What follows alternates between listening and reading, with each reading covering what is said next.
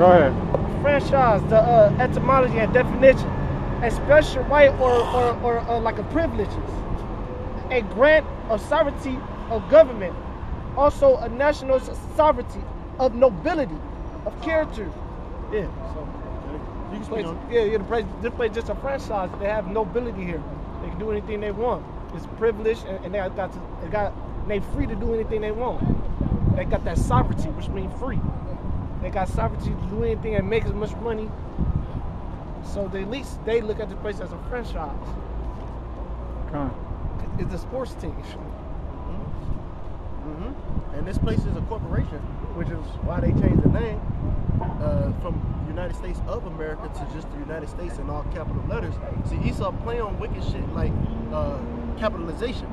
For example, if you put your name, if you was to sign a contract and put it into square brackets, that's not actually you. All right, that signature was never actually signed. But the average Joe Smo wouldn't know that, not knowing the semantics that Esau play. But the Lord ain't gonna come to play semantics. Either you're gonna go into chains or you're gonna die.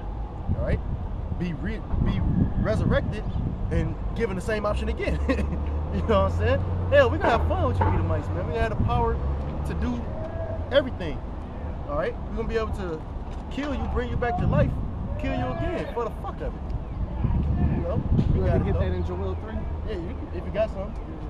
You got that scripture that James up? Yeah. Because he's talking about these wicked ass elites. Go ahead. It's in Joel 3, verse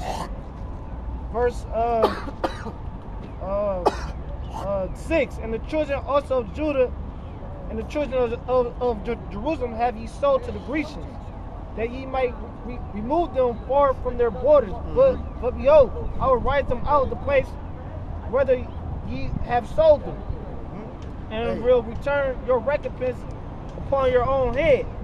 So that was part of they franchise in and of itself, is them buying us. All right, them buying us. They got collateral over it, which is why when you're born you have a social security. You know, you're goyim, cattle, or basically you're a part of the system. That's not the mark, but you're technically a part of the system. You can't get into schools, you can't get a job if you don't have a birth certificate, if they don't know who the fuck you are. If you ain't got a social security number, they will not let you get into that job. All right? So nonetheless, they make you, this Esau, they'll take you by force and force you to be a part of their program. And so the Lord is going to do the same, going to do double unto you, like he said in Joel the 3rd chapter, where the place where y'all have driven us, we're going to do the same to you. That recompense going to fall upon your own head. And that's what we out here telling you. Go ahead. And I will sell your sons and your daughters in the hands of the children of Judah. And they shall sell them to the Sabians and to the people far off. The Lord have spoken. And if anybody will correct me, if not now, then on the comment board. But I think those are talking about the Africans. I could be wrong, but yeah, the Sabians, I believe those talking about the Africans, man. These Hamites and shit. So the same way these Africans, they like the middleman. Goddamn, they sold us to Esau. We gonna say that and vice versa, man. Because the elder shall serve the younger. It's written, man.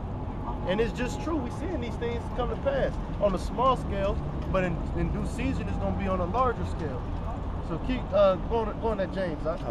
It's James chapter 5, verse 1.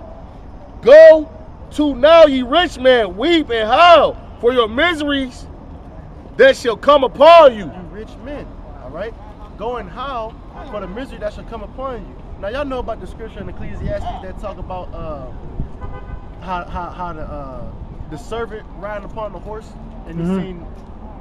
Can you grab that right quick? Ecclesiastes 10 and 7. Lord willing, with this. Ecclesiastes 10 and 7. I'm saying, you know, because it's different forms of rich. We rich in the spirit.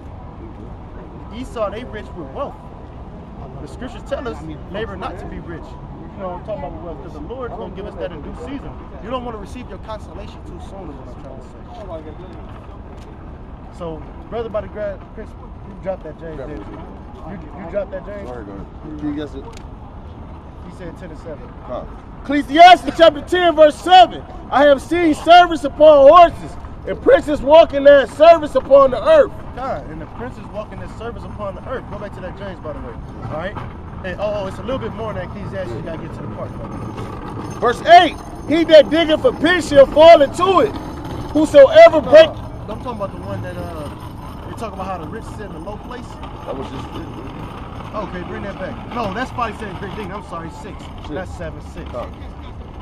This Ecclesiastes chapter 10, verse 6. Folly is set in great dignity, and the rich sit low place. The rich sit in a low place. Low all rich right? sit in a So low place. we in a low place, and we rich with the knowledge and understanding of the scriptures on the right hand side.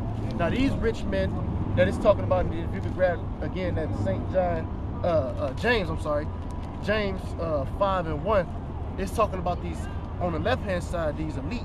All right. So go ahead. This James chapter 5, verse 1. Go to now, ye rich men, weep and howl for your misery that shall come upon you. So the Lord is telling y'all to lament. You know, right now y'all living it up, you know, like the scriptures tell you in the book of Lamentations. But he also telling y'all to lament because of the misery that's going to come upon you. For what? Go ahead. Come. Verse 2. Your riches are corrupted, and your garments are moth-eaten. Moth-eaten. Keep Moth-eaten. going. Keep going. It's going to get to the point. Verse 3. Your gold and silver is cankered, and the rust of them shall be a witness against you, Keep going. and shall eat your flesh as it were fire. Ye have heaped treasure together for the last days. This is the part of why I said, you know what I'm saying, why the Lord said the misery is going to come upon you. All right, you elitists, you Edomites that's living it up. All right, this is why the misery is going to come upon you because of that verse there. Bring back verse 4. Bring it back to the top. Verse 4. That was verse 3 already. Keep going on it, my brother. Yeah, great 4. Come. This James chapter 5, verse 4. Behold, the hire of the laborers who have reaped down your fields, which is of you kept back by fraud, crieth. And the cries of them which have reaped are enter into the ears of the Lord of Sabaoth. Sabaoth. All right, so the Lord of armies. And our cries, which in the book of Sirach or Sirach, it speaks about, you know, the poor man cried to the Lord that pierces the clouds, man. And we're not gonna stop crying to the Lord until he plead our cause, like the parable, all right, the continual coming woman. So nonetheless, we gotta give the Lord's ear no rest, and he gonna destroy these heathens. I mean, that's beautiful because he said, if your enemy hunger, feed him, and by doing so, he shall heap coals of fire upon his head, man. Because that vengeance of the Lord. That's the beautiful how cold the Lord is, man. And y'all heathens going into slavery for the wickedness of y'all forefathers. So prepare for judgment. All right? Y'all see that this place is on its last limb. Y'all just worried about watching the Browns game, though. Hey, that's that bread and circuses. Nothing new under the sun. As y'all brought out earlier. That Ecclesiastes, what, 1 and 9? Nothing new under the fucking sun. Just like the Roman Colosseum. Alright? And that's the spirit that had to do with the Flavian dynasty. And they also got to pay for that shit. Because the Lord just brought out how the Lord have remembered her iniquities, man. They got to pay for all that wickedness they done during that time, too. Yeah, we was prophets in Rome, man. You know? It was a great, it was a great crowd of Israelites. We was prophets out there in Rome. You know? Any goddamn weird shit. Prophesying in, you know, let me get any city, man. I just gotta get just for edification's sake. I got a precept real quick. Go ahead. This is Exodus 23, verse 22.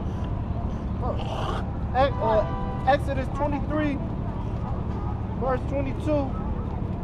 It reads, it say, but if thou shalt indeed obey his voice and do that I speak, then I will be an enemy unto thy enemies and an adversary unto thy adversaries. So basically, you know, if you hearken unto the words that the Most High speaking, man, whoever our enemy is, he gonna come and take up for us, man. You know, the so-called white man is our enemy, man. The second to them is the Hamite, man.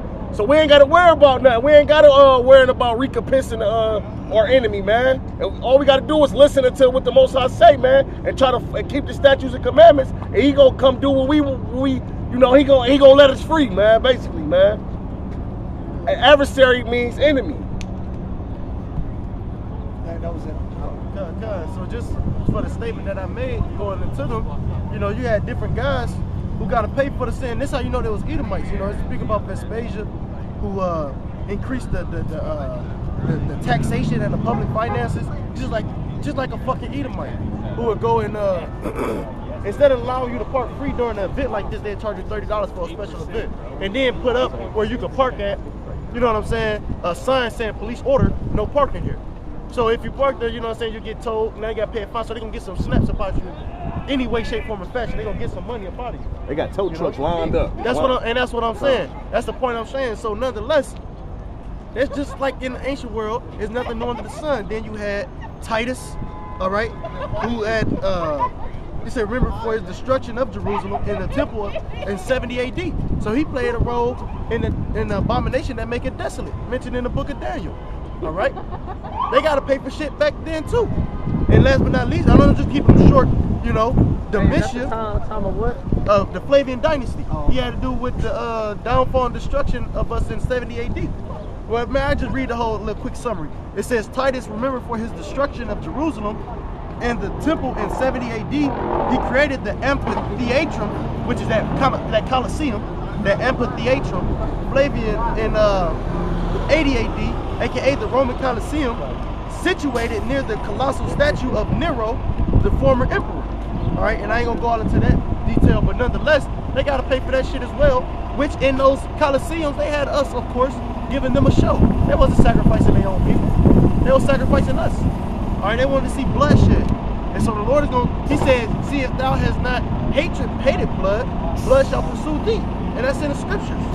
Last but not least, that talking about Domitian, it says, brother and successor to Titus, known for erecting the ark of Titus in Rome, 82 AD, for remembrance of the captivity, that's like the captive of Jerusalem, incurred displeasure from the Senate. And he had absolutist tendencies. That's just like an Edomite cannot be told, no, they got an absolutist tendency, a mind frame, that it's going to be my way or the fucking highway. Esau if you don't get what they program, say for example, what they used to do in Venezuela, that was one of the countries that didn't have a central bank. All right, if you're not with it, we're gonna come in and we're gonna destroy that bitch, and we're gonna bring our so-called quote-unquote democracy. All right, and we're gonna turn this bitch to a ruinous heap. Hell, I even seen the old pictures of Iran. I had those damn spade-looking buildings and shit. Shit looked at New World as fuck, futuristic as fuck. But Esau going, never keeping that home. Give me that Habakkuk right quick, Baba Kashad. 2. Go ahead. And take it from the top. This is Luke 21, verse 27. And then shall the Son of Man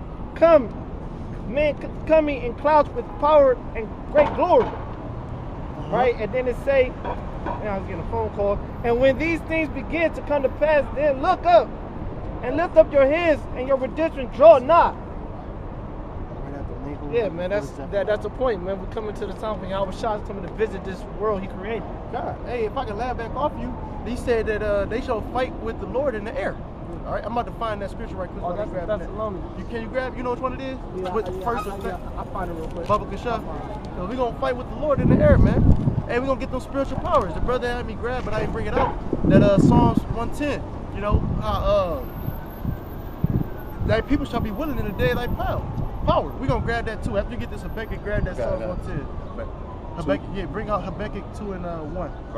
It's Habakkuk chapter 2, verse 1. I will stand upon my watch and set me upon the tower, and will watch to see what he will say unto me, and what I shall answer when I am reproved. And right now, you people are supposed to be on y'all watch. Y'all supposed to be in watchmen, which never keep peace day nor night. All right? You're supposed to be out here warning the people, some way, shape, form, or fashion. This goes beyond just going to camp. You know, you got videos to do. Elder Apostle Rumlob was speaking on, you got videos to do, you got camp to make, you got live streams, you got in transits, all right? You got sideline precepts, you got this, you got that, all right? And you got to actually live out this lifestyle. Keep going, Baba Kashah. Verse 2. And the Lord Yahweh Hashem Yahushua answered me and said, write the vision and make it plain upon tables, that he may run that read it. That's right. He said, make it plain upon tables that he may run that read. It's not making it hard with these big ass words like Esau used. Like if you wanted to go to school to be a lawyer or something, you gotta, it's a lot of shit you gotta know. For example, the brother got me hip to the word attorney, means to overturn the judgment of the judge. That's what their whole purpose is. You know what I'm saying? Like big ass shit. You making it plain, man. These scriptures, they broken down plain for us to comprehend. Of course, you gotta do a little work. You gotta look up words and shit like that. But it's simple. The average Joe Smoke can get it if the Lord received you, man. Keep going on that, huh? Verse 3. For the vision is yet for an appointed time, but at the end it shall speak and not lie. So the vision is for an appointed time, and it shall speak and not lie. All right, we seeing it speak right now. Where like Isaiah 29:6 came to pass. The Lord said, I will meet thee with storms, with tempests, with quakes. All right. He said he said even the devouring fire. We seeing that come to pass all in Houston in and of itself. And not only that, but Babylon in general with the wildfire, the earthquakes, and so on and so forth. The storm, the tempest. You keep going, Bubba. If you want to. Verse 3. For the vision is yet for an appointed time, but at the end it shall speak and not lie. Though it tarry, wait for it, because it shall surely come and it will not tarry. Right, and hey, the men in the ancient world, they had it different than we. For one, it was more harsh, but two, they didn't know when these things were gonna come to pass. That's why they kept asking, like Ezra, when shall these things come to pass? But now we see them. All right, I believe it's Matthew 13:17 that tell you that there be many men which wish to see the things that you see here this day. All right, you got people in the what you would call it? Is this the Agora? The Agora, you know what I'm saying? Constantly buying. I got tickets. I got shirts for sale. All right. I got the game going on. You can buy and sell there, eat, drink. You know what I'm saying? People standing outside selling merchandise. I got dog pound shirts, dog pound hats, foam fingers and shit, man. Hot dogs, water and all that shit, man. Meanwhile, we prophesying against this place. All right.